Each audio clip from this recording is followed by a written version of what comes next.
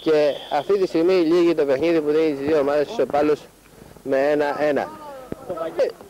Βαγγέλη!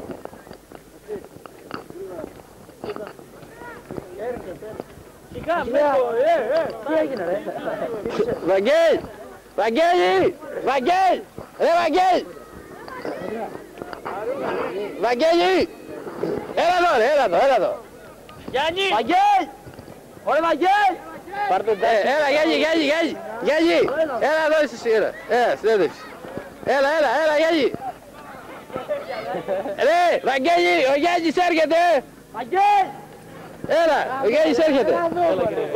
Ο κύριος Κερασίδης θα πει δύο λόγια για το παιχνίδι. Πώς το ήταν το παιχνίδι, κύριε? Δεν ήταν καλό το παιχνίδι, μπορούμε πολλά περισσότερα. Μπορούμε να προσφέρουμε πολλά περισσότερα και νομίζω αξίζαμε την νίκη, αν λίγο προσπαθούσαμε ακόμα. Εγώ είχα παίξει 2,5 μήνες μπάλα και έπαιξα το 50% μόνο από την αποδοσή μου, την πραγματική. Να πει δύο λόγια τώρα και ο σκόρερ του τέρματος. Τι να πω? Πώς το ήταν το παιχνίδι και πώς πετύχατε τον γκολ? Πώς ήσασταν μέσα στη φάση δηλαδή? Και εσύ μην γελάς. Τίποτα, μια αναπουπούλα έγινε. Συγκινημένος, παίζει. Τι είπα συγκινημένος, τίποτα, όχι.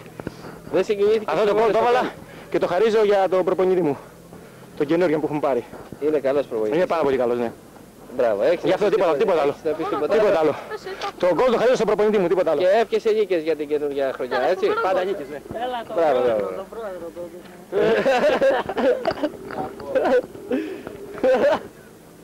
Και από τον Βασίλη το Σκηνά εύχομαι καινούργια χρονιά να φέρνει μόνο νίκες για τον Αετόριο.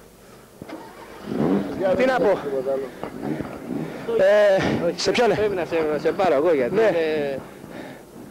Ότι τη νίκη τη χαρίζει στον Αετόριο. Ναι, μωρέ, εσύ. Ναι, αυτή τη στιγμή είμαι πολύ κουρασμένος. Όχι εσύ το μικρόφωνο, ρε. Δεν κρατάω το μικρόφωνο. Εντάξει. Ναι, είμαι πολύ κουρασμένος. Τα δώσαμε όλα. Εγώ ειδικά τα έδωσα όλα. Τι άλλο να πω? Και ο Κερασίδης είχε πολύ καιρό να παίξει ο Κερασίδης και πραγματικά σήμερα τα έδωσε όλα κι αυτός. Είχε πάρα πολύ καιρό να παίξει. Και το λένε και κάνει και γιόρταζε. Και γιόρταζε σήμερα. Του εύχομαι χρόνια πολλά για αυτού. Και πιστεύω όλος ο κόσμος εδώ στο Ρίον να έρθει σιγά σιγά να μαζευτεί εδώ πέρα, να βοηθήσει την ομάδα. Ναι, με στενοχώρησε γιατί ήταν σχεδόν άδειο. Μάλλον είχε μεσολαβήσει ένας αγώνας που έδειχνε στην τηλεόραση. ΑΕΚ με τον Ολυμπιακό και πιστεύω στους επόμενους αγώνες να μαζευτεί πολλοί κόσμος και στα εκτός έδρας παιχνίδια πάλι να έρχονται για να μας βοηθήσει. Ναι, πραγματικά θα μου συμπεράσσει. Δεν Μενελάου να κάνει πρου-πρου.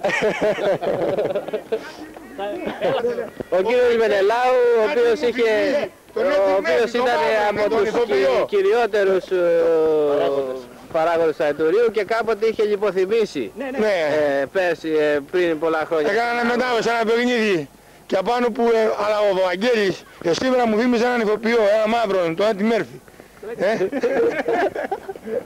Ωραίος. Το Καραβαγγέλης θα πούμε καλός, είναι επαγγελματίας κάμεραμαν. Όλοι καλοί είναι, όλοι. Σε όλα μέσα. Έλα, κλείνουμε. Γιατί λιποθύμησες? Κάτι σου είχε έρθει στο κεφάλι. Ένα ηλεκτρικό σίδερο. Πέρα λίγο θα να πω. Έλα, γεια χαρά. Γεια. Ναι, ο κ. Μενελάου κάποτε είχε διαιτεύσει έναν αγώνα και του είχε έρθει το μικρόφωνο, δεν ξέρω γιατί, είχε βάλει τον γκολ ο Σινάς τότε και ο Μωάμεθ είχε γυρίσει μια σακούλα, είχε μέσα με κάτι συμπράγκαλα και του στο κεφάλι. Καλά, δεν πειράζει, εντάξει, συμβαίνουν αυτά. Είχε λιποθυμήσει μα μην την ημέρα.